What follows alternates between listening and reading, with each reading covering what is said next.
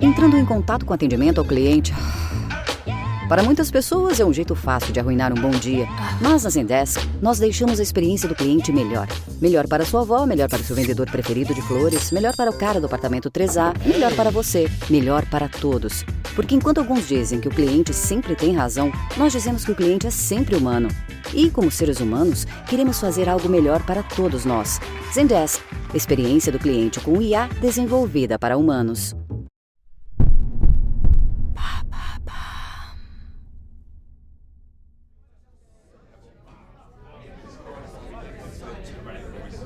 Le 16 décembre 1879, l'air est chargé d'excitation à l'hôpital de la Salpêtrière à Paris.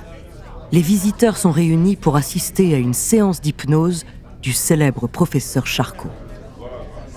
Le professeur se tient devant un grand tableau en ardoise, vêtu de son costume noir impeccablement taillé. Sa patiente, blanche, une jeune femme aux cheveux blonds, se tient à côté de lui, les yeux fermés et immobile. Charcot demande le silence absolu à son auditoire et tape délicatement sur un petit jonc pour marquer le début de la séance. Sa voix douce et envoûtante envahit la pièce, tandis qu'il commence à guider la jeune femme dans un état de transe hypnotique. Il décrit chaque phase à ses spectateurs fascinés. La jeune femme se laisse lentement gagner par le sommeil sous son influence. Il presse les paupières de sa patiente endormie et elle ne se réveille pas. Charcot ouvre ensuite les yeux de la jeune femme et lui demande de prendre des pauses. Blanche s'exécute, elle fait tout ce que Charcot lui demande. Il frôle alors le sommet du crâne de sa patiente pour la mettre en état de somnambulisme, durant lequel elle parle et bouge normalement. Soudain, elle se met à trembler violemment. Des hurlements s'échappent de sa gorge, provoquant des murmures inquiets parmi les spectateurs. Mais Charcot reste calme et serein, sa voix apaisante continue à bercer sa patiente jusqu'à ce qu'elle se calme. Blanche plonge dans les profondeurs de son esprit pour réveiller un souvenir enfoui. C'est alors que la mémoire de la jeune femme explose. Les yeux écarquillés, elle décrit une scène de son enfance, un souvenir qu'elle croyait avoir perdu à jamais. Charcot ramène ensuite lentement Blanche à la réalité, ce qui déclenche des applaudissements de la part de son auditoire, époustouflé. Lorsqu'elle se réveille, la jeune femme ne se souvient de rien. Les spectateurs sont bluffés.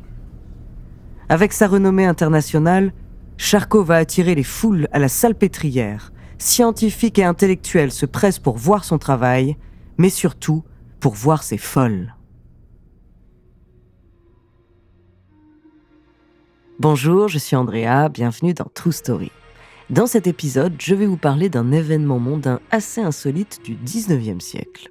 À cette époque, le tout Paris aimait vraiment faire la fête, la capitale regorgeait de bals, d'opérettes et autres festivités, mais l'événement dont je vais vous parler se déroule à la mi-carême et dans un lieu très particulier, à savoir un hôpital.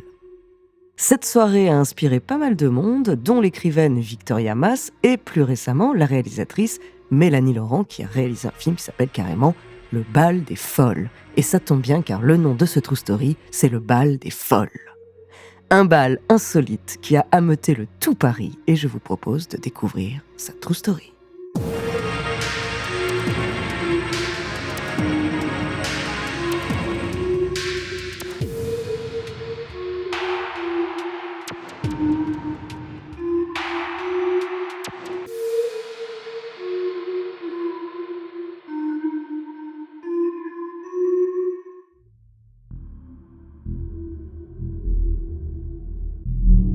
Dans certains couloirs de l'hôpital de la Salpêtrière, résonne encore l'ombre d'une époque où la folie était considérée comme le fardeau exclusif des femmes. Nous sommes au 19e siècle. Les femmes peuvent être enfermées pour des raisons absurdes, comme par exemple refuser le devoir conjugal, avoir recours à l'avortement ou avoir de mauvaises fréquentations. À la Salpêtrière, la majorité des femmes malades sont issues de classes sociales précaires. Et pour la plupart, elles ont vécu des violences physiques et psychologiques. C'est dans ce contexte qu'un homme va y trouver sa renommée.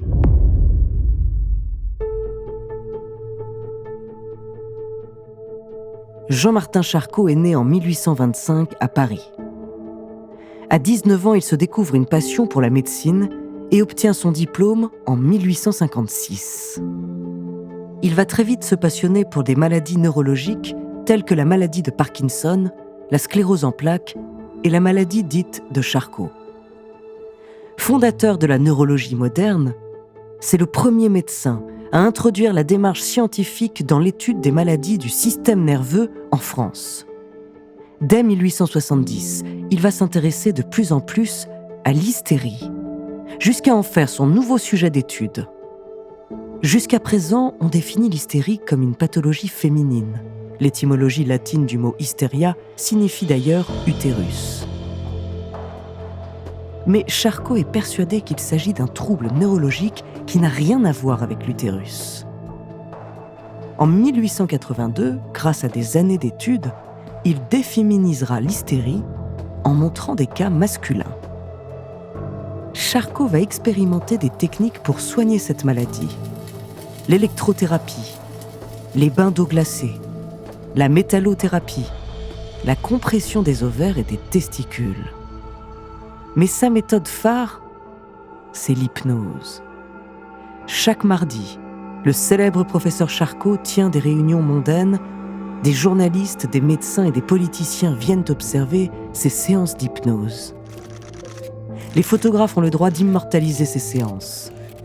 Les photos prises sont par la suite utilisées par Charcot pour exposer l'hystérie comme une véritable maladie.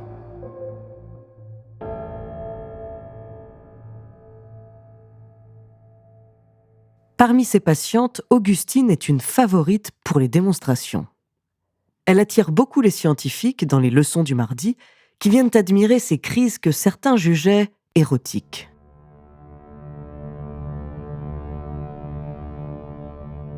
Augustine est née dans une famille prolétaire et a connu la misère toute sa vie. À 13 ans, elle est placée chez Monsieur C, qui la viole sous la menace d'un rasoir.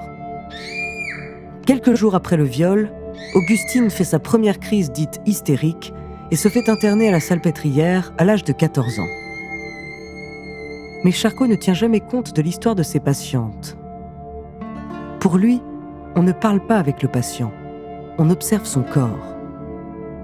Après avoir subi 2 années d'internement à la Salpêtrière, Augustine semble avoir retrouvé la santé. Elle est employée par Charcot en 1879 et continue de faire office d'exemple pour ses leçons. Cependant, peu de temps après sa sortie, elle replonge dans sa maladie. Augustine est fatiguée de cet endroit, de ces murs qui la confinent, et souhaite s'en échapper. Elle tente à plusieurs reprises de s'évader, mais sans succès. Elle se blesse dans ses tentatives, mais ne se laisse pas décourager. Enfin, en 1880, elle parvient à s'enfuir déguisée en homme et s'échappe enfin de l'emprise de la Salpêtrière. Les déguisements, c'est un art que la Salpêtrière connaît bien. S'il y a un événement que les patientes attendent plus que tout, c'est le bal de la mi-carême qui a lieu chaque année. L'hôpital, en 1835, a célébré son premier bal à la demande de ses patientes désireuses de se divertir. Ce bal s'est très vite vu attribuer un nom par la presse, le bal des folles. Ce moment de gaieté est attendu chaque année par les patientes. Nous sommes début février. Jane et des amis à elle sont en train de finir leur robe. Le bal approche.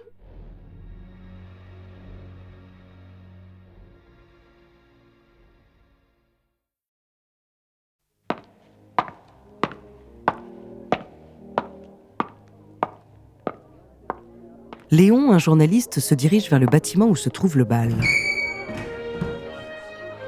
Il entre dans une grande salle élégamment décorée de plantes vertes et de fleurs. Un orchestre joue au centre sur une estrade. Un buffet abondamment rempli de gâteaux, de bonbons et de boissons rafraîchissantes se trouve au bout de la salle. Champagne et vin sont interdits aux patientes et des surveillants sont postés aux 4 coins de la salle pour prévenir le moindre incident. Au centre de la pièce, une foule de femmes en costumes éclatants et multicolores s'agite. Elles tournent, sautent, dansent et se promènent parmi les invités qui se collent contre les murs pour leur laisser plus d'espace. Léon remarque des costumes de marquises, de boulangères, de mousquetaires. Certaines ont les cheveux en chignon serré, d'autres ont leurs cheveux défaits.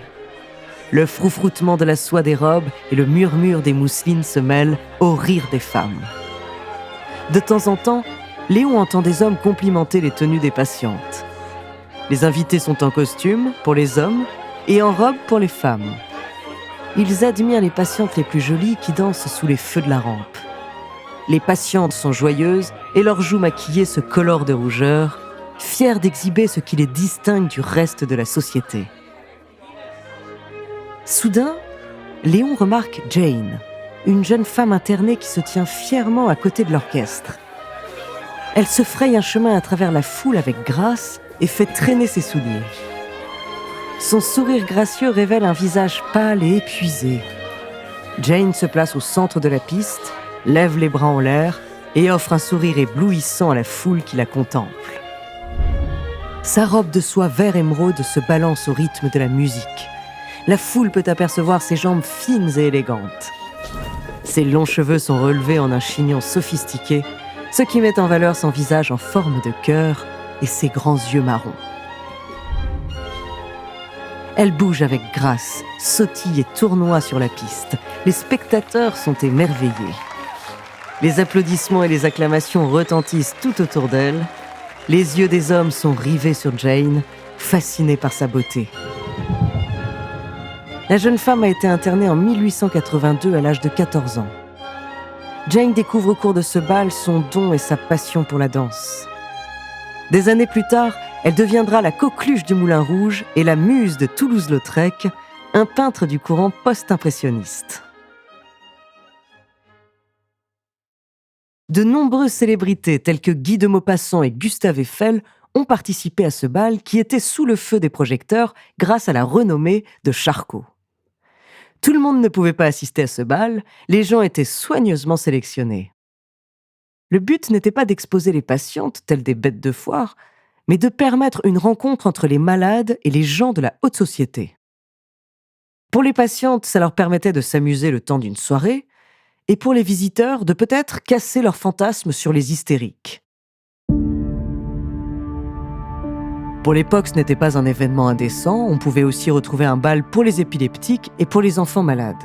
Charcot, qui a exercé jusqu'à sa mort en 1893, a formé de nombreux élèves, y compris le jeune Sigmund Freud.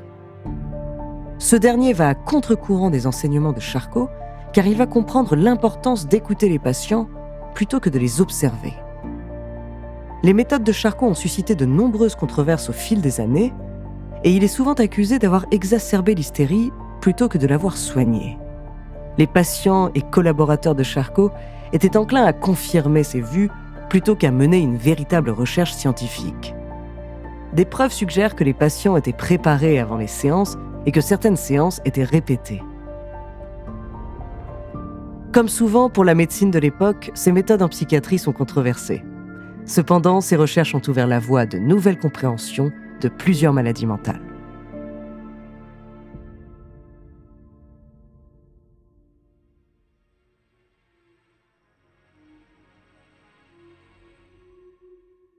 Merci d'avoir écouté cet épisode de True Story, écrit par Clémence Setti, réalisé par Célia Brondeau et Antoine Berry-Roger. La semaine prochaine, je vous raconterai l'histoire d'un homme qui a fait le tour du monde en 80 jours. En attendant, si cet épisode vous a plu, n'hésitez pas à laisser des commentaires et des étoiles sur vos applis de podcast préférés.